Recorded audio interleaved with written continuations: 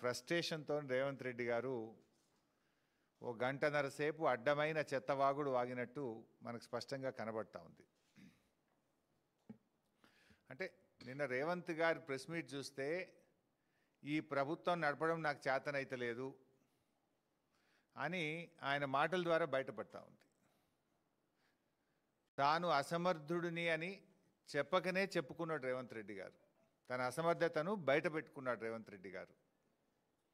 2 ఏళ్లలో తాను పొడిసిందేమి లేదు, తాను చేసిందేమి లేదు కనుకనే గత కాంగ్రెస్ పాలన చూసి నాకు ఓట్లేయండి జూబ్లీ హిల్స్లో అని వేడుకున్నాడు నిన్న. 2 సంవత్సరాల్లో ఆయన పాలనలో ఆయన ఏం చేయలే కదా. అందువల్ల గత కాంగ్రెస్ పాలన చూసి నాకు ఓట్లేయండి అని రేవంత్ రెడ్డి గారు ఆయన ఏదో పుట్టుకనే కాంగ్రెస్లో పుట్టినట్టు, కాంగ్రెస్లో ఉన్నట్టు ఆయన మాట్లాడడం జరిగింది. బేసికల్ నేను ఇంకోటి అంటున్నా, నువ్వు గత కాంగ్రెస్ పాలన అంటే 2004 నుంచి 2014 వరకు నాటి కాంగ్రెస్ పాలన చూసి జూబ్లీ హిల్స్లో మాకు ఓటేయండి అంటుండు. మరి నువ్వు ఆ రోజు ఏ పార్టీలో ఉన్నావు? నాడు తెలుగుదేశం పార్టీలో ఉండి నువ్వేమన్నావు ఆ రోజు? దురదృష్టవశాత్తు పెద్దలు స్వర్గీయ వైఎస్ రాజశేఖర రెడ్డి గారు చనిపోతే పావురాల గుట్టలో పావురమైండ్ అని మాట్లాడింది నువ్వే కదా. మరి నాటి పాలన అంత మంచిగుంటే మరి ఆనాడు వైఎస్ఆర్ గారి మీద ఎందుకు నోరు బారేసుకున్నావు?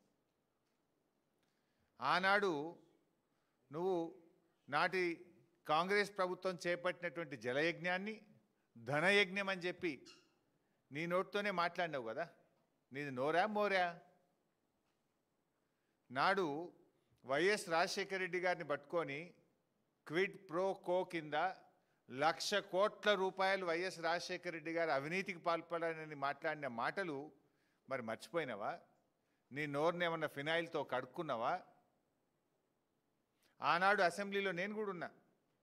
నాటి తెలంగాణ ఏర్పడక ముందు ఉమ్మడి రాష్ట్రంలో ఆనాటి కాంగ్రెస్ పాలనలో ఇదే రేవంత్ రెడ్డి తెలుగుదేశం ఎమ్మెల్యేగా అసెంబ్లీలో లేచి తన తండ్రి గారు చనిపోతే దహన సంస్కారాలు పూర్తయిన తర్వాత స్నానం చేయడానికి కరెంటు లేదు, కరెంటు ఏఈలకు డిఈలకు ఫోన్ చేసి బతిలాడుకుంటే తండ్రి చనిపోయినాక స్నానం చేయడానికి నీళ్లు లేది పాలన ఈ కాంగ్రెస్ పాలన నువ్వే కదా మాట్లాడింది. ఈరోజు పోయి నీ ఊళ్ళో అడుగు, ఆ బాయిల కాడ ఆ బోర్ల కాడ 24 గంటల కరెంట్ ఇచ్చింది ఎవడు? కేసీఆర్ ఇచ్చిండు. నాడు నీ ప్రభుత్వంలో నాడు కాంగ్రెస్ పాలనలో 6 గంటల కరెంటు రాలే. పొద్దుందాకా 3 గంటలు, పొద్దుకి 3 గంటల కరెంటు నాటి కిరణ్ కుమార్ రెడ్డి గారి పాలనలో. ఈరోజు ఆ పాలనను నువ్వు క్లెయిమ్ చేసుకుంటున్నావు. కానీ ఇలా నీ ఊర్లో అడుగు 24 గంటల కరెంట్ ఇచ్చింది కేసీఆర్ గారు.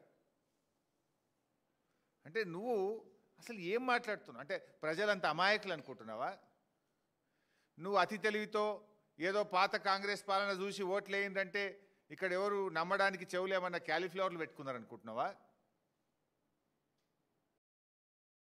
నిజంగా నువ్వు నాటి కాంగ్రెస్ పాలన నువ్వు క్లెయిమ్ చేయాలనుకుంటే ఆ రోజు నేను మాట్లాడిన మాటలకు బేషరతుగా క్షమాపణ చెప్తున్నా అని చెప్పిన తర్వాత నువ్వు క్లెయిమ్ చేసుకోవాలి.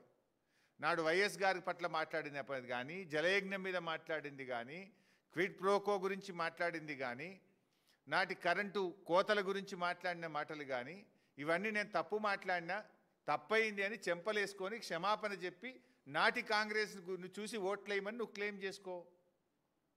అంటే నీకు నువ్వు ఏం చేయలే, 2 ఏళ్లలో నువ్వేం చేయలేదు కనుకనే నాటి కాంగ్రెస్ పాలన గురించి మాట్లాడుతున్నావు. అంటే నీకే తెలివి ఉందా ఏంది? ప్రజలు నీకంటే తెలివైనటువంటి వాళ్ళు రేవంత్ రెడ్డి గారు.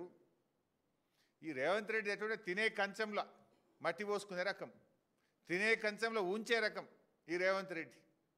ఇప్పుడు కేసీఆర్ గారు కట్టిన భవనాలన్నీ వాడుకుంటాడు, కానీ అవేం పనికిరావు అంటాడు, ఉపయోగం లేదంటాడు. కేసీఆర్ గారు కట్టిన కమాండ్ కంట్రోల్ రూమ్లో రోజు పోయి కూర్చునేది నువ్వే కదా, సెక్రటరియట్లో కూర్చునేది నువ్వే కదా. కేసీఆర్ గారు కట్టిన కాళేశ్వరం నుంచే మొన్న నువ్వు మల్లన్న సాగర్లో ఫౌండేషన్ వేసి గోదావరి నీళ్లు మూసీకి తెస్తా అని చెప్పింది నువ్వే కదా. కేసీఆర్ గారు కట్టిన ఫ్లైఓవర్ల మీద రోజు కుయ్యి కుయ్యి సైరన్లు వేసుకొని ఎక్కి తిరుగుతున్నది నువ్వే కదా. ఇది తినే కంచంలో ఉంచే రకం కాదు ఇది. కేసీఆర్ గారు చేసిన ప్రతిదాన్ని ఉపయోగించుకుంటావు, మళ్ళీ పైకెళ్ళి మాట్లాడతావు. అంటే పొట్ట నోరిప్పితే అబద్ధాలే. ఇప్పుడు నేనేమన్నాడు, అప్పుల మీద మాట్లాడిండు. ఈ అప్పుల మీద అయితే పూటకో అబద్ధం మాట్లాడతాడు. అసెంబ్లీలో పెట్టిన వైట్ పేపర్ మీద ఒకటి మాట్లాడతాడు, బట్టి గారు ఒకటి చెప్తాడు, రేవంత్ రెడ్డి గారు ఒకటి చెప్తారు. నిన్న కూడా మాట్లాడుతూ అప్పుల మీద మళ్ళా చిల్లర మాటలు మాట్లాడిండు. నేను ఒకటే అంటున్నా, నువ్వు రాష్ట్రానికి ముఖ్యమంత్రివి, దారిన పోయే దానయ్యవు కాదు. ఏది పడుతుంది ఎటు పడతాడు ఏ పూటకో మాట మాట్లాడడానికి నువ్వేం దారిన పోయే దానయ్యవా? ఇప్పుడు నేను చెప్తున్నది